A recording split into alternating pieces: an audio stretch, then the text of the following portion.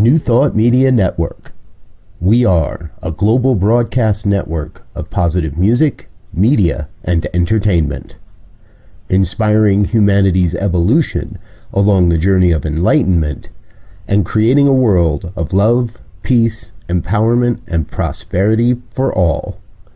New Thought Media Network. Positively inspiring.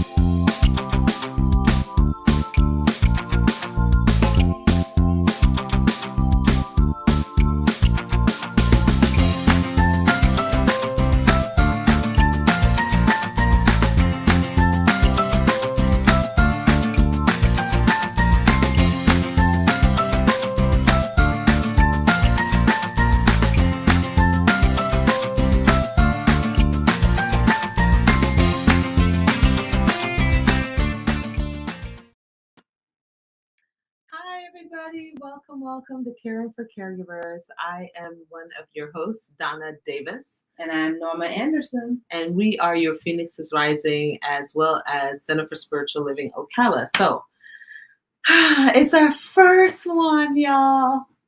Looking forward to hanging out with you guys and sharing some insights and maybe getting some insights from you guys too. Mm-hmm. Absolutely. So here's the thing. What I want you to know is that anytime you care for someone else other than yourself, then you, my dear, are a caregiver. And some of us do this kind of work and it's tireless and feverish and you feel like you're going, and there's no end in sight. And so that is why we decided that we needed to have a conversation with y'all about this. So a little bit of background about us. I'm a registered nurse. I was a frontline worker last year at the beginning of this COVID pandemic. That was an interesting experience. Maybe I'll share that story at some point tonight about what happened with the COVID experience in New York. And I am also currently a nurse on the floor at the hospital. So I'm the definition of a caregiver. And I, first and foremost, am a mother. And, all of you mothers and fathers out there, you know what it's like to be the caregivers of the most dependent people in the world, little ones. Mm-hmm. I'm also a massage therapist who was also at Ground Zero in New York with Donna here, caring for the caregivers there. I was massaging all the nurses that got no relief, no downtime from anything, doing those long days, long shifts, no respite for any of them. So I was kind of their only connection to some relaxation. Yeah. And can I just tell you how very instrumental that was? So let us talk about caregiving, right? What exactly is it? It's when you're giving not just of yourself, but of your time, your talent, your resources, your money, everything for the betterment of someone else. So whether or not you're getting paid to do it, like a doctor or a nurse or a therapist or anything like that, even they and even us, I'm speaking for myself, even though I'm getting paid to be a nurse, the job is so much on my physical body, my mental body, my spiritual body, that I start to find myself diving into I maybe be in the wrong profession. Maybe I'm not meant to be a nurse. And then we have burnout. And this is what's happening, I think, right now. So many of us took up the gauntlet and said, yes, we were going to get paid really well to show up into these places that, well, frankly, we had no clue what we were walking into. None. So tell them how the story unfolded for us. We got a whole hour, y'all. We're going to talk about y'all. Well, Donna, Miss Facebook, fantastic person. She was on Facebook and she got a message from another nurse friend of hers that said that they're giving $10,000 a week for nurses to come to New York and help with this pandemic. And this is before we even knew there was a pandemic. Like it was the beginning of a pandemic, Yeah. So, it wasn't clear as to what you were really going into. Mm-hmm. So Donna was like, I don't really know what this is, but if it is really a thing, that's the kind of money that can change our lives. And apparently they need the help. So, it's all about. And I'm a travel nurse. So I said, I'm going to travel anyway. So might as well go. And our kids are grown. So So sounded we like had the place nothing to holding be. us down. But I, as the protector of the caregiver, said, money sounds too good to be true. And they're sending you up to New York, kind of up there near the border where they could be like human trafficking people off to Canada or something. So I said, if you're going, I'm going. So the two of us, the next day we had to be in New York. There was no planning. There was no notifying family and everything. So that's why it was so kind of ominous as to about what we were getting into. But we jumped on the plane, and as we were in the airport, it was at our connecting flight. Yes. We were starting to think, what are we rocking into? What did we just say yes to? Or what did you just say yes to? And I just kind of tagged along. Yeah. Well, so we did a treatment for our skills and talents to be used to the highest and best and the benefit of everyone involved. So with that treatment, we got on the plane when it was time to board and got in New York, and it was just chaos already at the hotel. People, there were nurses everywhere. None of them knew what this thing was that they were there for. So we weren't just the only ones, running blind into something that could potentially take your life. Yes. So that's the other thing. It's like when we stand for a patient, we're putting our body in front of the potential danger of this patient. So we are the first line of defense for that patient. And that's any patient, whether they're demanding or not, whether or not they're happy or not, if they're vulnerable or if they're just faking it. We're still standing because that's what we signed up for. And I'm not going to lie to you, it's terrifying because sometimes you feel like I could possibly not go home. Like I could die in this hospital in New York. That was like, a lot of us was like, okay, what if that happens? What are we going to do? We can't get back on a plane because they're not going to let you get on a plane with full-blown COVID. Will you even have the energy? So there was all these things that came up. And this is a constant thing for us, especially that work in healthcare. These things come up that says every time you get a patient, you're thinking, what disease does this patient have that I could potentially take home to my family? And so you're trying to do all the steps, but then your everything is being yanked on by doctors and patients and administrators and family members and all this demand on your time and energy, all while you're trying to keep that patient alive and safe and medicated and all of that. So you start to dwindle. There's only so many breaths. There's only so many steps. I mean, sometimes I feel like we call it the nurse walk, right? Where you got that very quick walk coming down the hall. You always know the nurses is the nurse. Oh, you're so busy. You know why? Because you hear the nurse walk. You're constantly running to get in front of this thing. Oh, I love you too, honey bunny. Somebody was just saying they love you too, goddesses. Well, I know with that being said, though, when you're talking about caring for the caregiver, it starts within. Because when you're putting your body through that, when you're making yourself go, when you just know that there's nothing left in you to do that, you have to take a moment with you have a 3, 4, 5. That's it. 3, 4, 5. Yes, it's something I implemented when I was on the floor, and it's just that I said, okay, everybody gets at least 15 minutes break, right? Even if I don't get my half an hour lunch, I get a 15-minute break. And some of this I actually do in the bathroom because then nobody interrupts you, but you find a little spot. And then the 3 things you do in that 15 minutes. The first thing you do is you do something for your mind. The second thing you do is something for your body. And the third thing you do is something for your spirit. 5 minutes each, right? 5 minutes each. You set an alarm. I love my smartwatch, see?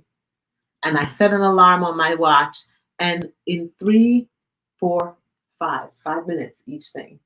And I'll tell you, you'd be surprised how long 5 minutes is. You're like, dang, I've been focusing on my spirituality now for 5 minutes, or, oh man, I've been stretching my body. Is it 5 minutes yet?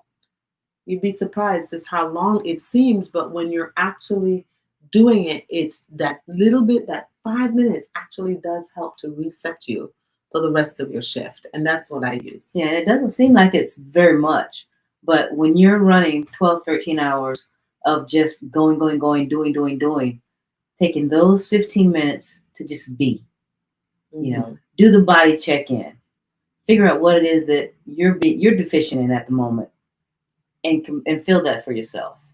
But you want to do it. I'm not gonna lie. I really want to do it. I'm there on the floor. Yeah, yo, real talk, man. I'm on the floor. I'm like, okay. I start out really with hope in my heart, stars in my eyes. That's how I always tell people: stars in your eyes, or hope in your heart. And I get to the floor and I'm thinking, okay, I get my assignment, or you get to your job. I'm not the only one caring for somebody, right? You're in your job and you get there and you're like, okay, I can do this. You get all pumped up, ready to go, right? You did your little meditation in the morning. You have your little stress away essential oils. You ready, right? And you get there and all it takes is one person to make a snide remark or say something like, I'm so glad to see you. Today has been hell. And it just does something to you. It does, like, oh God, let me prepare myself. What am I walking into? And all your little oomph that you had is gone. It's bye-bye. You can't even remember that you had did that beautiful meditation before you walked in. You don't remember any of your affirmations. You don't remember none of that. All you remember is that this person looked at you and said, I'm so glad to see you. Yo, it's been a hell of a day. But though, sometimes that's kind of a perspective or relative to how they interact with their patients as opposed to how you interact with the patients. Mm-hmm. Because I know you've told me instances where you've gotten report that this patient is combative or they're argumentative or this, that, and the other. And then because you go in with your stress away and all your relaxation techniques and that big come to Jamaica smile, you have a totally different experience with that very same patient that was kicking everybody else out of the room. That's very true. So it's your attitude too, and how. But again, I'm back to it. You start out with this beautiful attitude. I'm not gonna lie, y'all. I start out. I'm again hope in my heart, and I start out with this awesome attitude, and then I get there, and then the first person chips away at your little positivity, and then the second person comes along and chips away at that, and then the third person comes along and chips away at that. My point being that sometimes you can't get away from the stimuli. You're in it. You have to be there with the boss that doesn't get you. You have to be there with the patient that's demanding. How can you then come back into taking care of you? Because that is where the rubber meets the road. So if you don't have practices that you do when you come home from work, or when you come home from, or when you're taking care of, like, let's say your kids all day long, mom is nothing but focused on children. I'm taking them here. I'm doing this. I'm doing that. Now I got to cook food. Now I got to clean this. It feels like it's a constant. How do you get it to pump the brakes enough? Because it can't really check out completely. When you have a dementiated mom that you're taking care of that could fall at any moment. But I'm telling you, they move like 2-year-olds, man. They're up, they're moving, they're down. Now you're at the hospital. How do you step back just for a second and take care of yourself? And that's where that 3 for 5 comes in. It's only 5 minutes. 5 minutes. And you can break it up. You don't have to break it up. You can do it for 30 seconds. It ain't got to be 5 minutes. But you need to bring it to your mind, especially when you're in that moment of, oh my gosh, I'm really struggling. What do I do? You just, I could do something for my mind. Is my mind feeling scatterbrained right now? Yes. Do that 5 minutes for your mind. Take a deep breath. Just go within, do a quick meditation. Just like I said, 30 seconds, and you can recenter, come back to zero, and then reinsert yourself into the story that you're navigating. Yes, because that's what it is. It's an experience that you're navigating, right? Yes. And so you're navigating that experience from whatever level that you have the tools, or at least the reality to know that, hey, that's what I'm doing. Because I gotta tell you, when I'm in the story, it doesn't even come to my mind. I'm a spiritual being having a human experience. Oh no, honey, that never comes into my head. What comes into my head is my feet hurt. My back hurts. Why are you calling for something again? I'm like, stop it. And particularly when you have those patients that just don't like you because of the color of your skin, or don't like you because you're a woman, or don't like you because of something Yeah, superficial. and it's something that you cannot do nothing about, but you're stuck. You know, it's kind of like, again, I am going by nursing because that's what I'm used to. But you know, there's others who care for other people. For example, oh my gosh, we should share this. Okay, so my mom had beginning Alzheimer's when she first came to me. I wasn't aware of it, and when I got with Norma, we were together how long? At which point? When she burnt down the kitchen. Oh, okay. We've probably been together about 7 years. Mm-hmm. And so my mom decided that she wanted to cook. She's going to make herself something to eat. French fries. French fries. So I'm thinking my mom is fine. She had no limitations. She had no restrictions.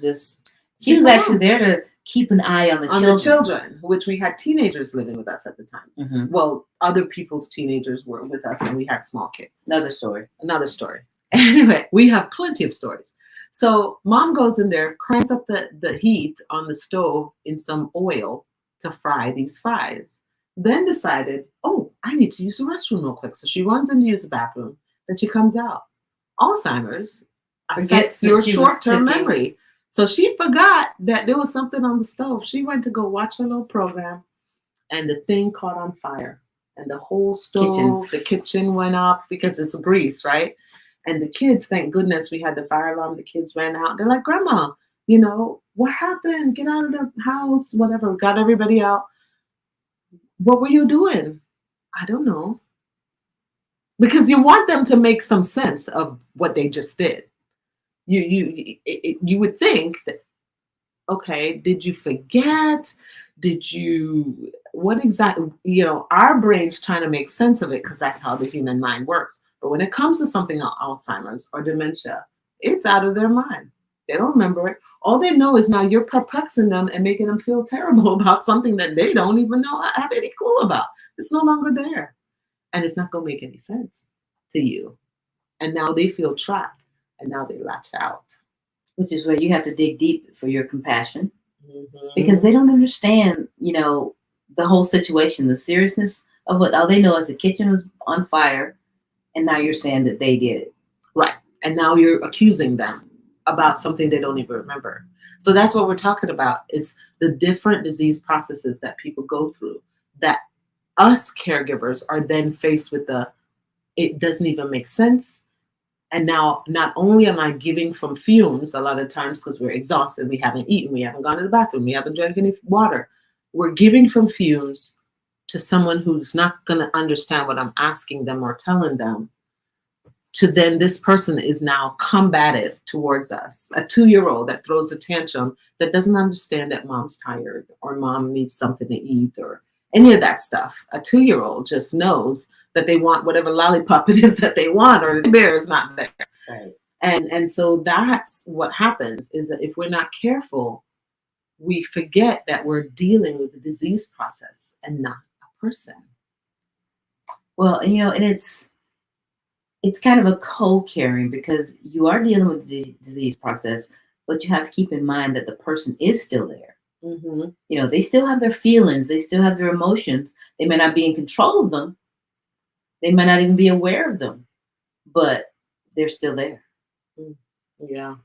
And you know, you want to throw your hands up in the air and walk away, but then the guilt keeps you there, doesn't it? The guilt says that you have to show up. And if you don't show up, then everybody's going to point their finger and shake their hand at you and say, how dare you leave this person who was vulnerable, even if you're at the end of your rope. But again, it's the combination, the guilt and the love. Yeah. You know, it's the love that keeps drawing you back because it's like, I know it's my mom. She's driving me crazy. I don't know what to do with her. I'm at my wit's end, but I love her. Yes. And I want this. I want to push myself. I want to go beyond. She deserves every single drop of my blood. We do this to ourselves. But what I want you to understand is if you aren't bringing your full self, then what you're giving them is a watered down version. And don't they deserve to get your best? something that is going to be fulfilling for both of you. And if you can't show up there, and see, that's the other thing. It's like sometimes you're feeling like, I can't do it. I want to bring my best. I just can't do it. I don't have it in me. So what you do is you have to figure out how to plug in to the resources that are available to you. There are professionals out there who will show up and help you. You don't have to martyr yourself to be a good caregiver, good daughter, good. No. It's not an all or nothing. Shared hands, more hands make the work lighter. So if you do what is yours to do, what you feel called to do, what you are able to do, and then let somebody else do the rest. That way you're not giving from an empty cup. But even if, I'm sorry to cut you off there. That's okay. Even if you have no other resources, there's nobody else available, because that is sometimes the reality of it. It's you and that person and that disease process, and they're going through whatever it is they're going through, and you are trying to struggle to keep them safe, get them to take their meds, get them to get cleaned up, get them to do all this stuff that you know is going to keep them safe, it's going to be best for them, get them to eat the food that's supposed to be there for them. And you know they're fighting against you, and you're by yourself. You need to step away, make sure they're safe wherever they're at, and you have to walk away. That is caring for the caregiver. Yes. Taking that moment to take a breath, taking that moment to recenter, taking that moment to drop back into the love, taking that moment to say, okay, I feel depleted. Can I possibly get some respite from someone else? Somebody else that can show up to help with this job. Somebody else that I can vent to. Sometimes it's just a matter of just getting it out of your system, man. Screaming at the wall or talking to someone else. There's so many, caregiver type, groups and stuff out there for people who are dealing with different disease processes. All you have to do is type it in and look it up. Group, support chat group. There's so many social media chat groups out there that you can say, hey, this is what I'm going through. Sometimes I just feel like walking away, getting in the car and driving far, far away and never looking back. And that's okay too. And sometimes just sharing how you're feeling, because sometimes there may be other family members that are willing to step in and help, but they think you got it because you're, to the world, you're showing this smile. Face. I got mom, we spend all our time together. We're together all day, every day. I do everything for her.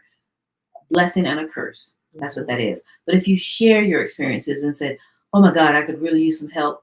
That might be a cousin who, lives in the same town that has 2 days off a week, but they're doing absolutely nothing. But they would be glad to come spend some time with your mom or your father, or whoever it is that you're caring for, and actually give you some of that time to replenish yourself. Yeah. And there are programs available as well that also help with this, respite programs that help with that kind of thing.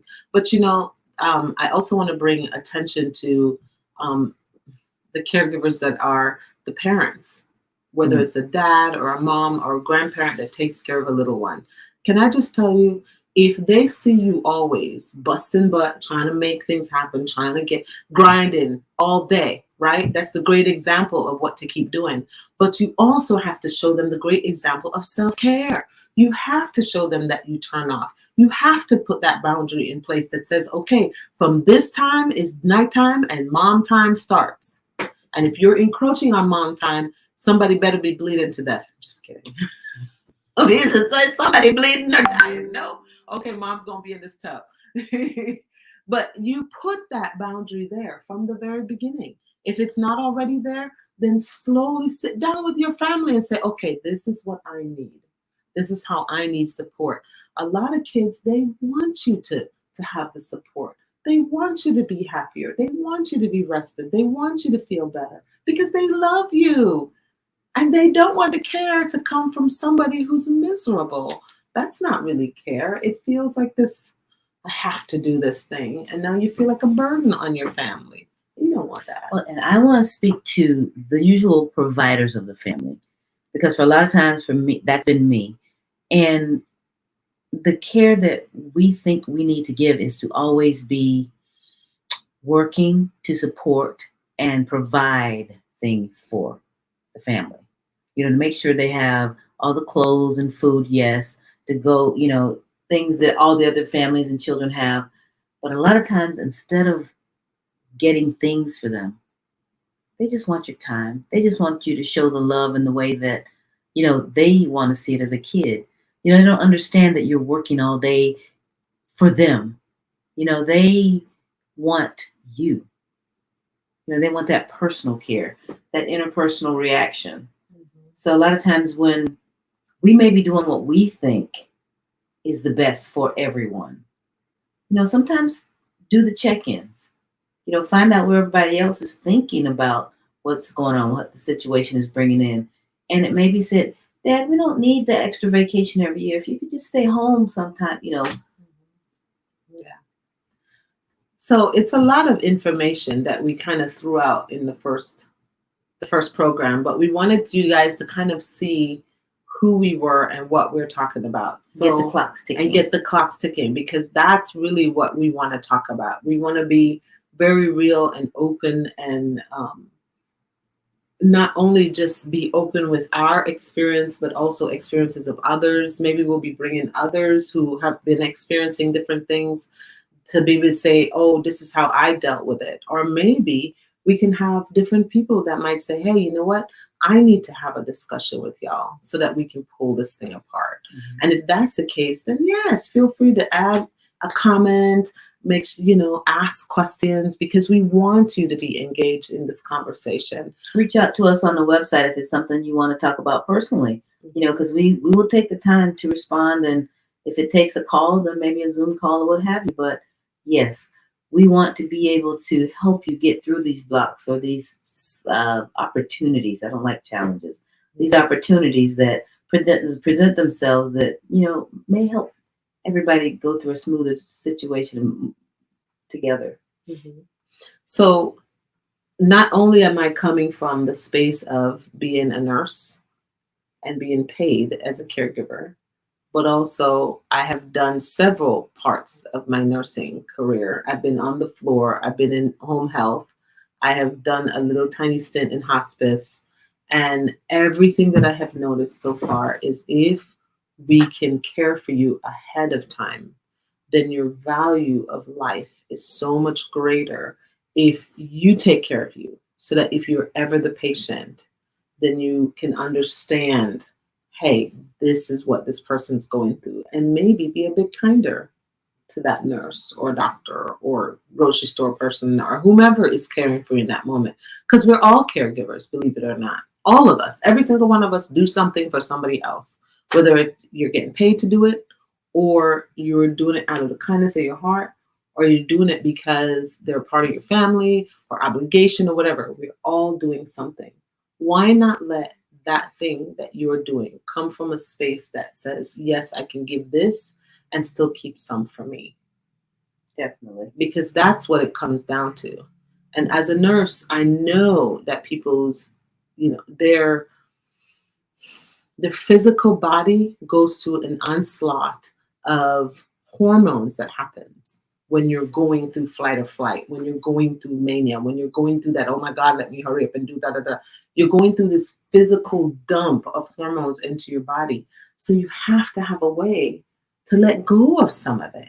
Because if not, it's going to pack on pounds. It's going to give you heartburn. It's going to mess up your heart rate. Your blood pressure is going to go crazy. Now you have hypertension. Now you have diabetes. I mean, it's all this stuff that happens that if you could get in front of it and care for yourself as you're caring for others, then you can stop yourself from getting a disease process that you probably don't have no business talking about, like hypertension, for example, or heart disease.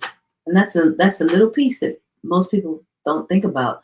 They're going, doing, trying to be of service to others and forget about themselves. Just a simple thing of just stopping to take a drink, a glass of water, 3 or 4 times a day. It doesn't just keep you hydrated. And this is speaking as a massage therapist. People come to me all the time with the different muscle aches and, things that were fine yesterday, and all of a sudden, boom, it's tight and hurting and causing them all kinds of, issues. Ask them how much water they drank. Very little usually. When your muscles get dehydrated, they constrict and tighten.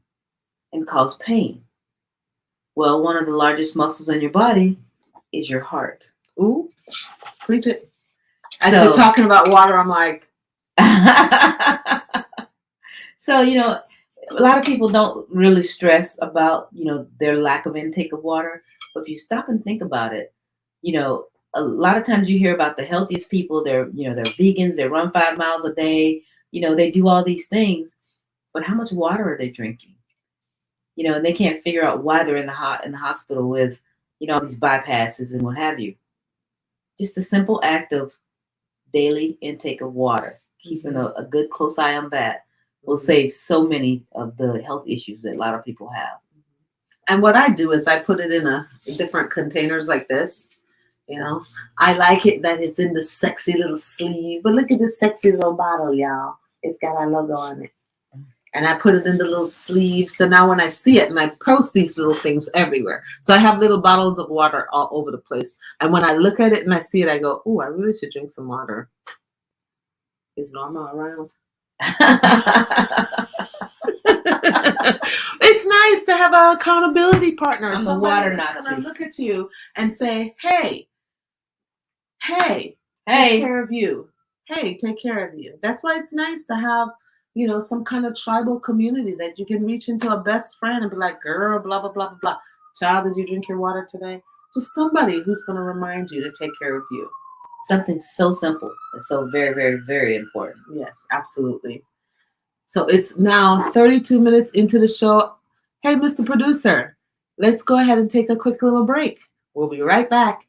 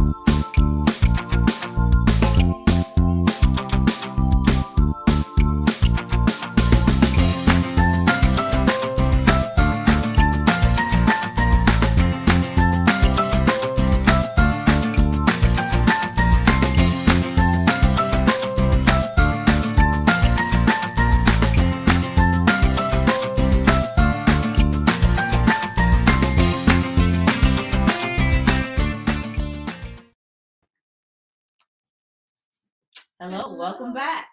Hey, Cynthia. What's up, girl? Long time no see, man. It's so great to see you too.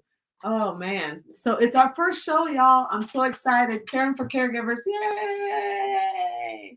Those of us who give of ourselves to others so that they may live and be cared for. But I was thinking during the commercial break when I was watching the things go by about, thoughts and things that were compassionate stories. Compassionate stories. I asked her if she had a compassionate story. Well, share. it's actually a lengthy time period of compassion, because I remember when our children were younger. I think Emmanuel was probably 12, so Lori would have been 10. And there were these boys, these children in the neighborhood that lived in a complex behind ours that always came over to play and, swim in the pool and what have you. And then one day I came home from work and you and Chris, one of the older boys who didn't even really interact a lot with the other children, just were sitting at the table. And Donna says, baby, we need to talk. And Chris had this very solemn look on his face. It was a very serious moment. Because he was very nervous. He was like, okay, I don't know how she's going to feel about this. But I don't know what the conversation was before I got there. So the conversation before that was that he was concerned because he wanted to come and stay with us. And I said, Chris, honey, your parents, you have parents. They're not going to just give you up like that. And he said, oh, yeah, they'll let me come stay. So we said, okay, let's talk to Norma first. And that was the solemn. So I come in the door and she says, we need to talk. And I'm thinking, oh my God, what's Chris done? What do we got to help him with? What's going on here? And Chris was basically a good kid, so I couldn't even imagine what he'd done. Gotten a girl pregnant, who knows, So I sat at the table and then he started talking and he said that he wanted to come live with us. And I was like, why? We hadn't even met his parents at that point. No, we had not. I had no clue who this kid's parents were. And this little blonde kid with blue eyes, would fit right in with us, as far as doesn't look like a stolen kid at all. A stolen kid. So, we actually met with his mom, had a conversation. And she was like, just take him. You're going to regret it. Yeah. And we were like, oh, okay, we see why you choose. Why Chris because we asked him, we said, dude, why do you want to live here? I mean, he was like, because it's quiet here. You remember? And my eyes got as big as marbles. I was like, quiet here. At any given time, we had 20 children in and out of our house, running around laughing. We were that house. And he was like, no, I don't mean that kind of quiet. He's like, you guys don't argue. We don't argue. And I was like, I never thought about it because that's just, It's an energy thing. Like the kind of energy that was coming with all the loudness was all like playful and joyful energy. So it was loud. We always had the music cranked loud. The kids would just be playing pool. They'd be in the pool, out the pool, in the pool. I mean, just running, doing their own thing because they're kids and they all followed the rules anyway. So we weren't really messing with them and we don't yell. It's just not our thing. And so he was like, it's quiet here. I was like, quiet? How? And then he was like, you don't yell. And I thought, but that's going back to that caring for the caregiver. The reason we could show up like that is because we were there for each other. I bounce ideas off of you. You know what, though? Our kids were there for us. Oh, they sure were. Even at their age. Even at their age. So, kids can care for you, too. Yes. Kids can be caregivers. So. They're caregivers for their friends. Sometimes they're the ones that have to hold for their parents. Maybe the parent has a drug issue and now you have a kid that's having to be a caregiver. It's a little sad when you think about it, but that's just the way it is. And they love and will make so many excuses and will hide the fact that their parent is having a difficult time. Even to authorities, and children will step into that role. But it's John Moore that always says that you have to remember in the family constellation, you have to put the child as the little one and the parent is the big one. You're the big one. I'm the big one. You're the little one. So that way they can solidify that so that they can grow. They don't jump into a role that's not theirs. So yes, you dragged me off my story. So anyway, we let Chris move in, and then situationally over the next year and a half, we ended up having 6 teenage boys, in addition to our 2 children, living with us in our house. It was all different reasons. And I think what happened was because we did Chris first, his friend was like, oh my God, I found a sweet deal. These people are amazing. Da, da, da, da, da. You guys got to come and stay with us. Everybody's so happy. We're all in joy. Yay. And so then the next kid approached us and said, well, I'm really having a difficult time, yada, yada. And of course, your heart's so big. And you see that little face and you're like. And all had valid reasons to be there, except for one. One didn't. But they all had valid reasons. It was still a valid reason. He wanted to be there for a valid reason, I think. It was because he wanted to be close to his brother. I think I know. Okay, we're going to go with that. I But, know yeah. he had resources, but he chose to come to us instead. Actually, I mean, the other what kids had happened a was, need. yes, He didn't have a just had need. a want. And what happened was he ended up just showing up and hid for like 2 weeks. They were like, And we're like, "Who's okay, that- now who's that blonde kid walking around? now Who is it?" we know we counted heads. And Because like we said, we had a lot of children during the Yup. day, but when it's time to go to bed, there was only everybody went home, with 5 or the 7 of them. exception of the ones that we had written expression from their parents that they could stay, and that everything was above board except for this one kid. But because he was over 18, right? He was over 18. He was 18. So we couldn't police the letter from the parents and whatnot. So we were like, okay, come But here, he was you. brother to one of And the he other was kids. so quiet, like painfully shy. And we're like, okay, we have to have this conversation. So that's when we had the conversation with him. And he's like, I want to stay too. In the most quietest voice. And we're like, okay, you're grown. You're not in school. What are we going to do to help you? And he was like, I can pay rent. Well, that was kind of my rule. I said, I don't take care of grown men.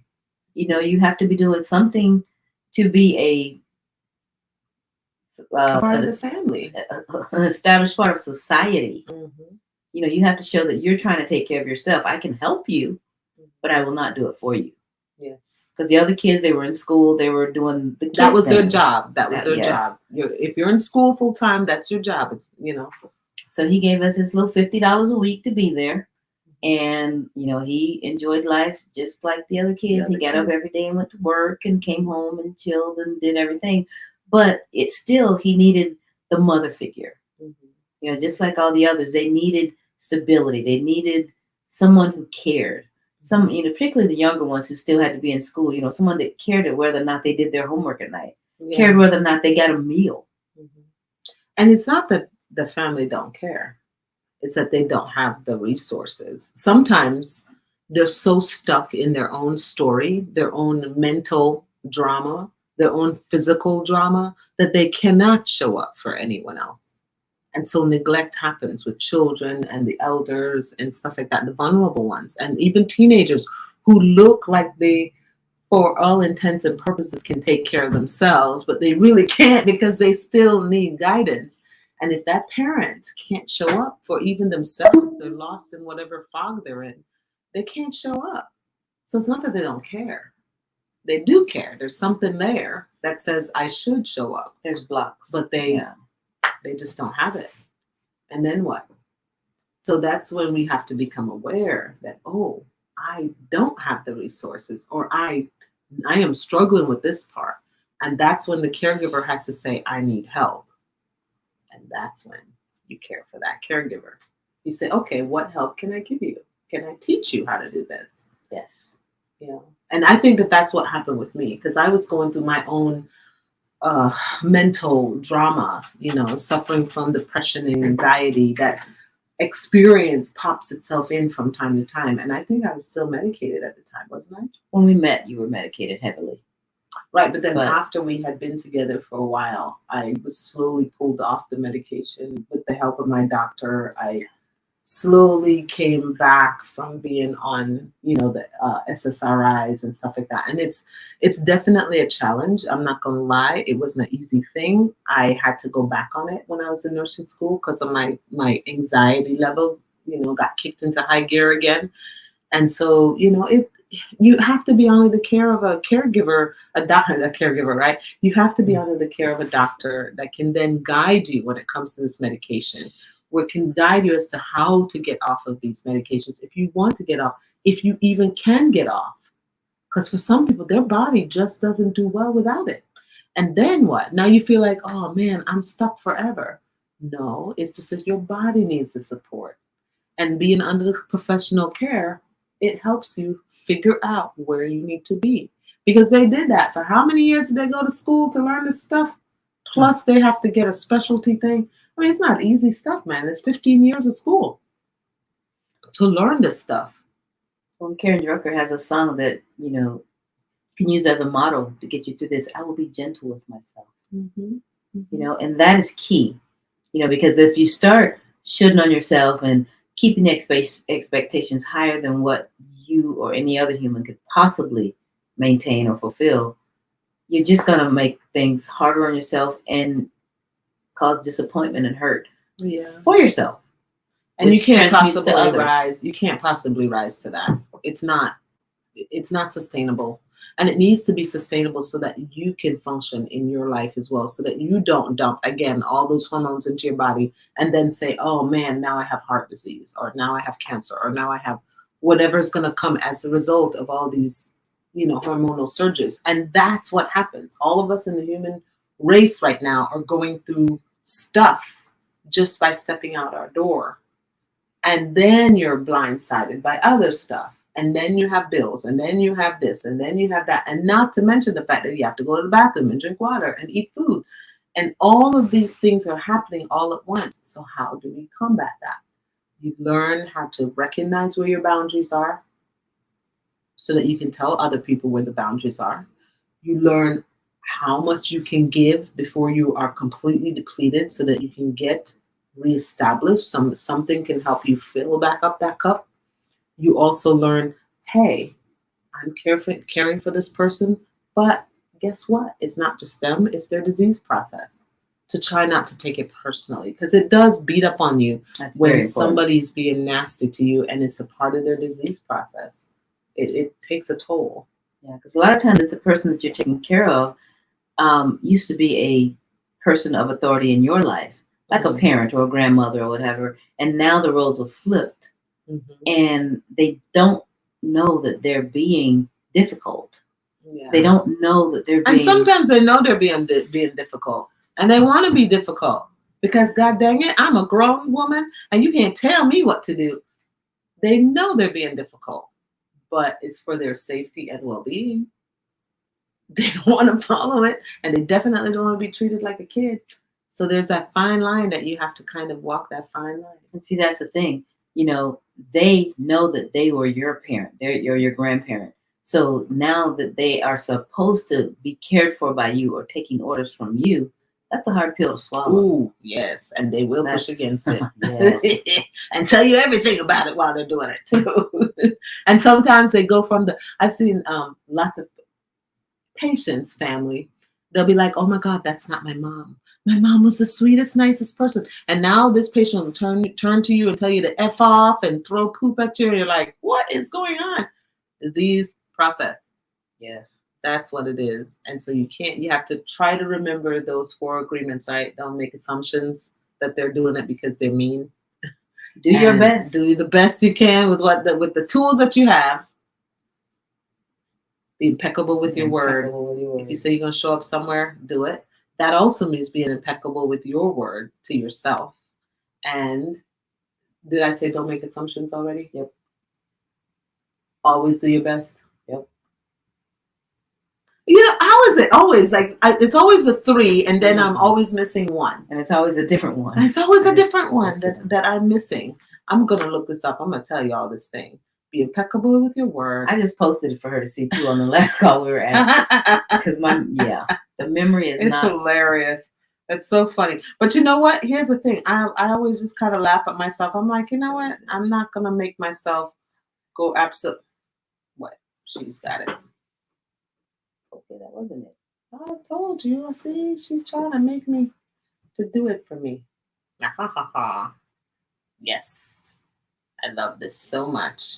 If it were my phone, I'd find it much easier because I don't have an iPhone. I know, but this is important stuff. To be impeccable with your word. Always do your best. Never make assumptions. And there's one more. Trust. No. Be impeccable with your word. It's coming. It's going to happen. It'll come to you when you're not thinking about it. Move on. Telling you. It'll come back. It'll come back. Yeah. So when we're trying to be the best caregiver that we can be, again, like I said from the beginning, it all starts with being the best you can be first. Because you can't really give what you're not cultivating. Yeah. If you're not doing it for yourself, then how are you going to show up for somebody else? Because you're not going to know how they're going to feel about it. It's like bathing somebody. If you don't know what it's like to have a bath and how beautiful that feels, and you go to bathe somebody, you could just be scrubbing their skin off because you don't know what it feels like. But because you bathe, you know what it feels like to be clean. Mhm. So check it out, y'all. I looked it up. Be impeccable with your word. Don't take anything personally. Don't make assumptions and do your best. So I did cover all of them. I don't know why. I thought I was missing one. cover of those. I did cover them.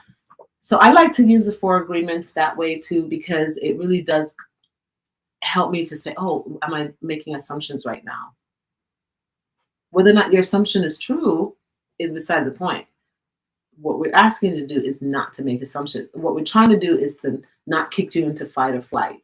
Because sometimes that's what kicks you into that high gear that says, I'm in fight or flight now. Because you've made the assumption that this person's coming from this place of hatred or whatever towards you, especially when it's the disease process you're dealing with. Or you're just dealing with a feisty 2-year-old. Hello, that's part of it. It's a 2-year-old that's trapped in a little tiny body and can't express how they feel because they haven't learned the words yet.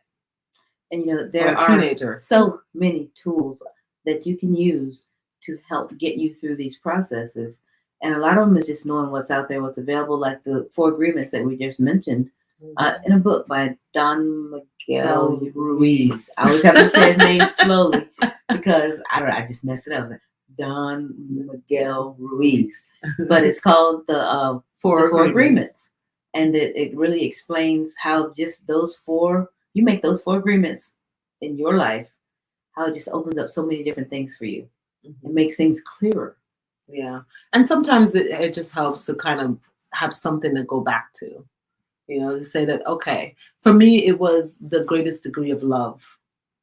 And as we're wrapping up today, I just want you to learn that, the greatest degree of love. So I learned the greatest degree of love with Alliance of Divine Love, which I'm a minister of Alliance of Divine Love. And what it talks about is the greatest degree of love is everyone should have the love, including you. So if it's going to work for that person and it's going to work for you, then that's the greatest degree of love. And if it's just that person's being taken care of and you are kind of being stomped on, that's not the greatest degree of love. You have to find some other way. In the meantime, you're caring for them, but you're trying to learn, how can I come to the greatest degree of love? So that's what I'm going to invite y'all to do. And see, a lot of times when people try to take the time and do what they need to be doing for themselves, they feel they're being selfish. And it's not that at all. It's actually using self-love. Because if you develop the love of self, then you have all of that bursting inside of you that you just want to share and you want to take care of and you want to do things for other people. Selfish people don't want to do that. That's true. And just the fact that you are trying to be that caregiver, that person who gives to others, shows that you are a person that is not selfish. Yeah. And the self-love just kind of teaches others of how to treat you and how to actually ultimately treat themselves, because you end up being the example for someone else. And as far as giving back, sometimes there's nobody who can give. Like, you're not married to a massage therapist, so you won't get a massage. But just that little bit of self-love that says, you know what? You did a good job today. At the end of the day, just congratulating yourself, making yourself feel good. When you're sitting there, you're in your tub or you're in the shower, you're just washing it over your body. We'll talk about some of those ritualistic things that we do. Taking a shower, just washing it off of you, allowing it, to just the water to take it away. When you're doing that, you are then replenishing that cup that is going to give to the next person. So if nobody else is around to help you replenish, you can replenish you. But you have to be aware. You're doing that 3 for 5. You're taking the time to be aware of yourself. I'm at the end of my rope. Do I have somebody else I can tap in? In wrestling, my ex-husband was a wrestler. He'd do the tap in. You've had enough. Can't go anymore. Tap, tap, tap in. Tap what works for me for self-care and self-love might not work for you. That's true. So that's where, again, figuring out for yourself what works for you will help, get you to that space that you were just talking about where you're getting back to center. So what's one of your favorite self-love tools that you use? I'm throwing her under the bus here. Me? And it's so simple. I can just get lost in just playing games on my phone. Yeah. It doesn't take any thought. most of the ones that I play, it's just a matter of just not thinking about anything, not doing anything. And it's just, sitting there watching the little whatever it is that I'm doing and just getting lost in it. And I can do it for 10 minutes and then I'm fine. I don't need to do it for another, 3-4 hours. And I don't make assumptions that she's trying to check out of our relationship because she's on her phone. And I don't take it personally, like I'm boring her to death or nothing like that. I just know that when she goes into that, it's because she's doing a little bit of self-love for herself. And sometimes it's just a joy of playing a game. That joy replenishes. Because I really enjoy playing games with others, but everybody knows battle. People work. I know that's right. I'm a kept woman, so I can play games all day. She keeps me too. I can't make my happiness be reliant upon others, so I have to self-soothe, and that's how I do it. Self-soothing. Playing my games. Self-soothing. Yes. We learned that as babies, right? Yes. A year and a half, 2 years old, when you have to self-soothe yourself to sleep and take care of yourself or play alone. Yeah, that's what we learned. You know what I do? My number one go-to thing? What? I hug the tree outside. Y'all know we bought this house just because of that big tree out there. I'm just saying. Outside. One day we're gonna take it outside and show you this doggone tree. So awesome. Anyway, yeah. But when I come home from the hospital, I stop in the parking lot. I come out of sometimes I can't even say words. Words cannot come out of my mouth. I'm in so much pain, like everything hurts. And I open up the door to the car and I step out and I just walk over the tree and I set my hand right on the tree, on the trunk. First, I scan for lizards because I have a phobia. But after my scan for lizards, yes, Cynthia, you know it, right? Tree hugging. I touch that tree, and it feels like something is just pouring out of me. Like, I really believe that trees are sentient beings, and it just pours out of me, and it almost feels like a draining out of me. All that energy that I pulled in to help others drains off of me and back into Mother Gaia. You want to do a quick treatment before you go? Yeah, let's do a treatment. Let's do a treatment for those who are right now in it. They are caregivers. They are doing the job. Yes. Whether or not they're doing it perfectly or not, it's okay. Whether or not they get a thank you or not, it's okay too. Okay, so we're just going to take a deep breath in as we do this treatment to close, recognizing the allness that is. One amazing cause that's life pulsating through and in and around all things. And I know that life is existing in the very spot that I sit in. It is also existing where Norma is, where every single person is. That life energy is existing. And because that is happening, the awesomeness that is that life energy, that is love, unconditional love of the divine that is flowing, creativity, abundance, nurturing, health, wholeness, all of that which is life, that is God, is already existing in the very spot that I'm sitting. I know that is true for every other person that is aware of this call, people who are listening to this broadcast later, people on the New Thought Network, everyone, people who don't even have this teaching yet, all of us have that as our birthright: health, wholeness, prosperity, love, because we are all expressions of the one. I'm so grateful that it is so, and I release it into the law knowing that it's already done. And so it is. Yes. Thank you guys so much for joining us. Tell your friends about us. Like and subscribe if you are on YouTube. Check out other shows on the New Thought Network. They're all amazing. All of it is wonderful. See you next week. Great things to help you in your life. See y'all next week. Caring for caregivers. Don't forget, put on your oxygen mask first before you take care of others. Peace and blessings. Love you.